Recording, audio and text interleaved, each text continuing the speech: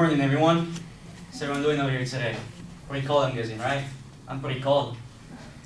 But I'm guessing outside it's even colder, right? It's about 46, 47 degrees outside.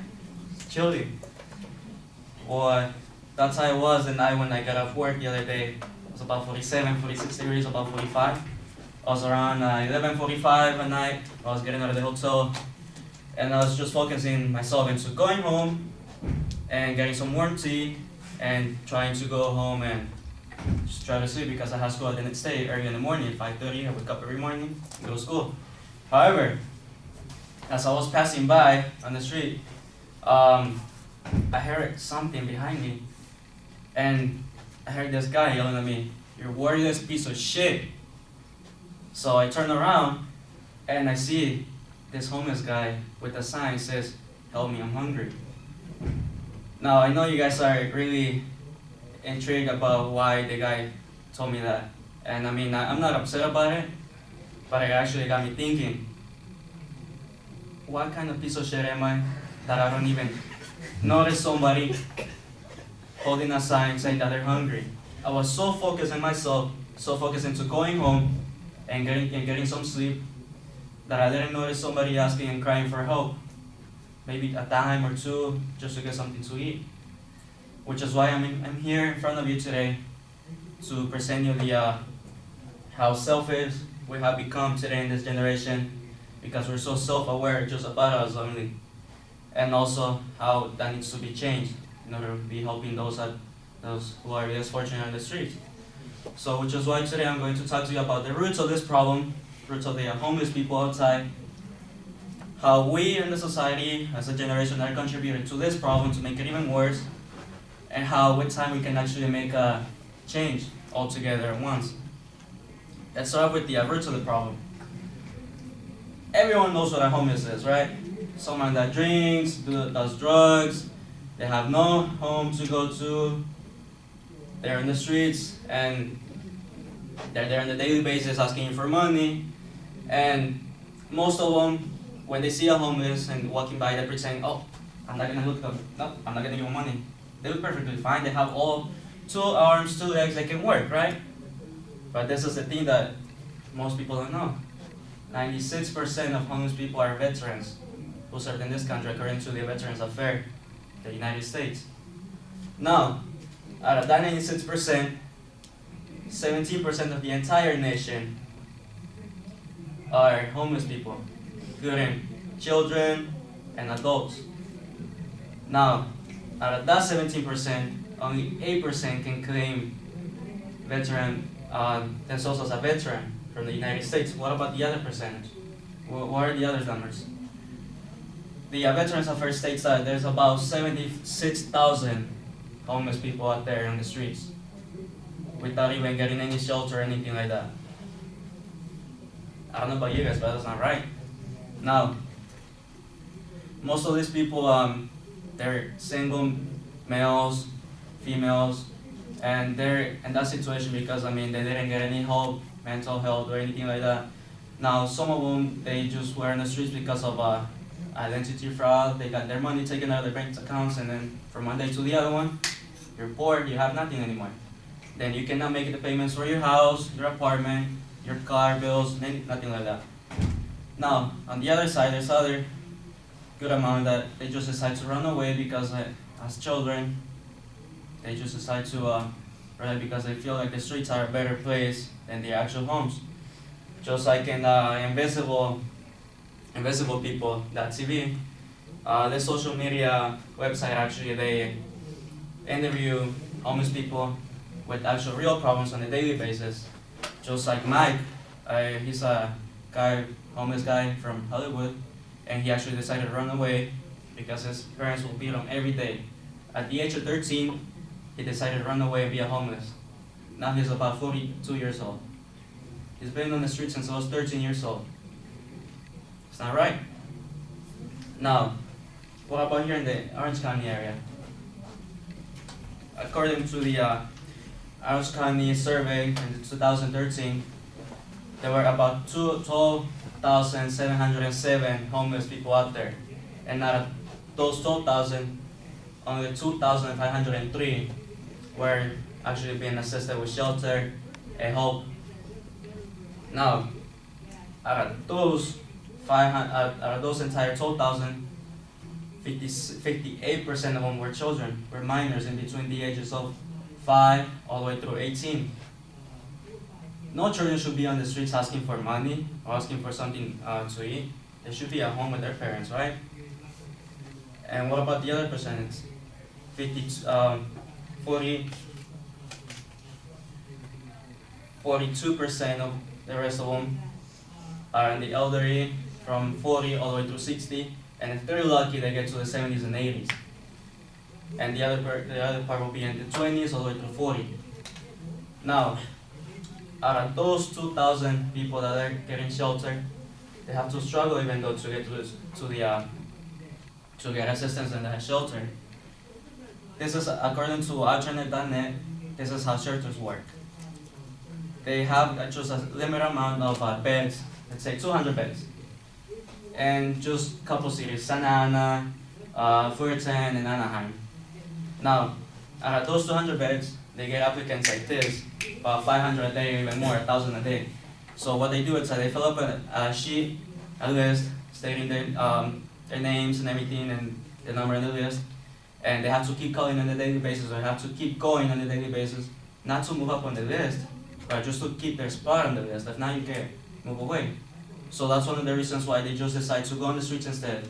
Because I don't know about you, but if I was a homeless person, and if I was out there, and if I had a phone, I would save those minutes to use them as an emergency, or maybe for a potential employer.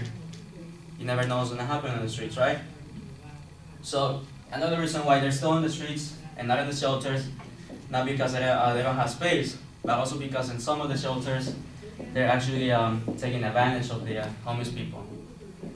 According to the same website, alternate.net, there are particular shelters where female homeless are asking sexual favors in order to be able to stay there throughout the night or get some food. And then what about the males? They just get thrown out outside.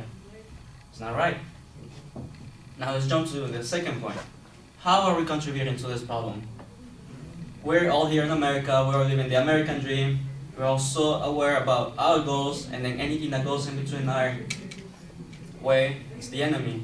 If you come in my way and try to avoid my goals, you're gonna be my enemy.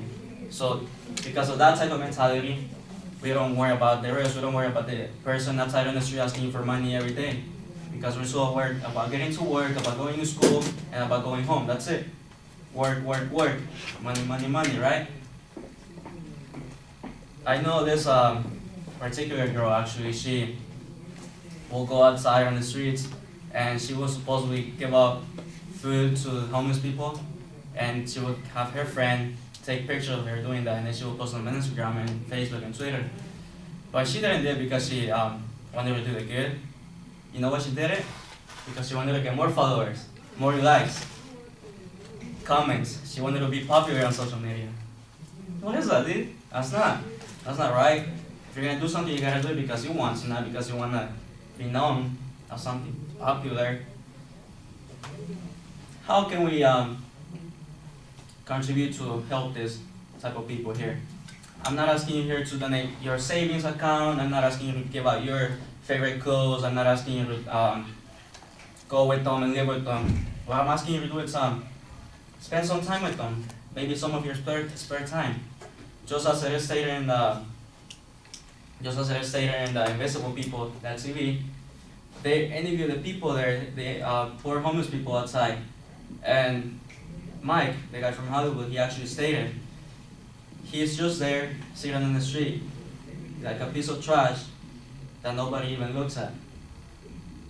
If you say hi to somebody, if you let them know that they're there, if you let them know that they're visible, you're gonna make them feel better. I know it's just a simple hello, but you gotta let them know that they're there, that they're not invisible, and that you're there to help them. Even just a simple hello, oh, how's your day going, sir? Have a nice day. That can actually make their day. Now another way where we can actually help them out would be social media. Now, don't use it for your own interest, but you can actually use it for their interest, for their good, not yours. Instead of posting it just to get more likes and followers and all that crap, what you can do is post the actual problems what they're going through, just like the invisible people that TV are doing. They're posting the struggles, what they're posting the struggles, what homeless people are going through. They're posting stories about how they got there in the streets, how many of them actually got there in the streets because they didn't get any support from their government after serving in this country. How many of them got their identities stolen and they didn't have anything else that they could do about it. And how others, just like Mike, they decided just to run away from their homes because it wasn't a good place for them. So you can post this on social media and make other people aware. You can make them aware about how they're struggling about it, how you yourself can do something about this issue. So in conclusion, everyone deserves a second chance, right? Neither of them asked to be there in the streets. Now imagine, what if the homeless that's on the street that you see every day going to work or every day going to school or home, what if that homeless there asking you for help? What if that homeless that's so ashamed of actually looking you in the eyes when they're asking you for a dime to eat? What if that person was you? Thank you.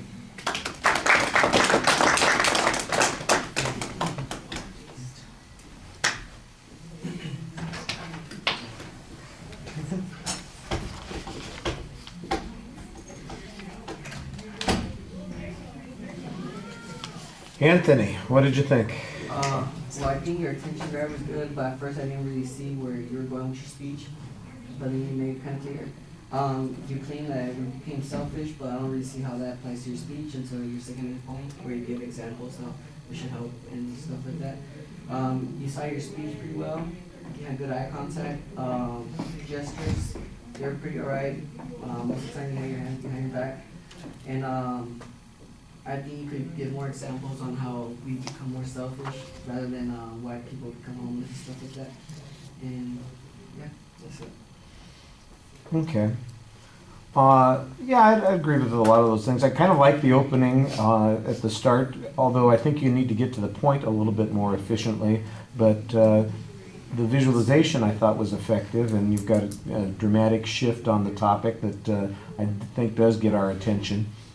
You've got a pretty clear preview of what the structure is going to be, but in the body of the speech, I didn't really get the signposting that would make that easier for us to follow. There's a whole section where you have a whole bunch of statistics that you start dumping out, and some of them, I think they are mixed up. There's confusion on them, because how can 96% of the homeless be veterans when 58% of them are children?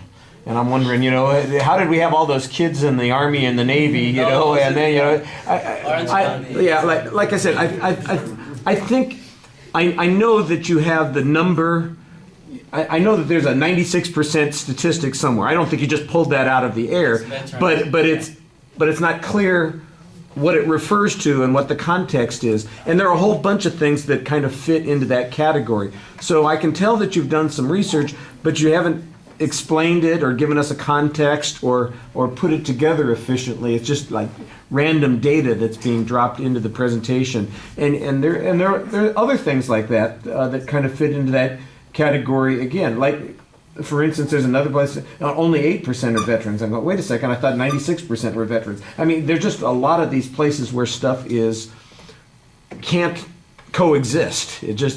So I know that there's a reason that the information is there, but it's incomplete, and that really, I think, undermines your argument a little bit, even though you've got a good, sincere idea here. It says we don't want to make them invisible. We want to treat them as human beings. There ought to be more that we can do to help them, and they face some difficult problems.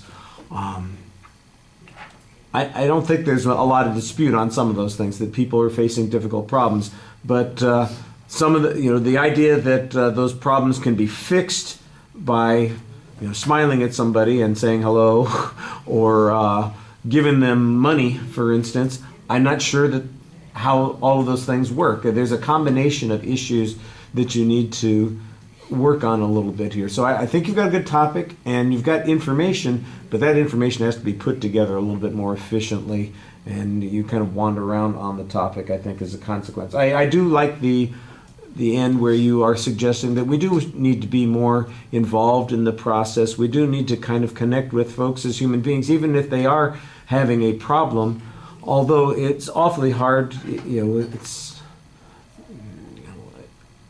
I don't know that I would have reacted if I'd been referred to as a piece of S. As I walk by somebody, I say, "Oh, I'm sorry, I didn't see you there. Hey, how's your day going?" I don't know that that would be my reaction. And I can understand why somebody might feel like they were being dissed in that situation and react that way. But my counter reaction is likely to escalate also. So it's a complicated social relationship that you're dealing with, and I think that sometimes you oversimplify it a bit. So you want to be careful about that. All right. Merci.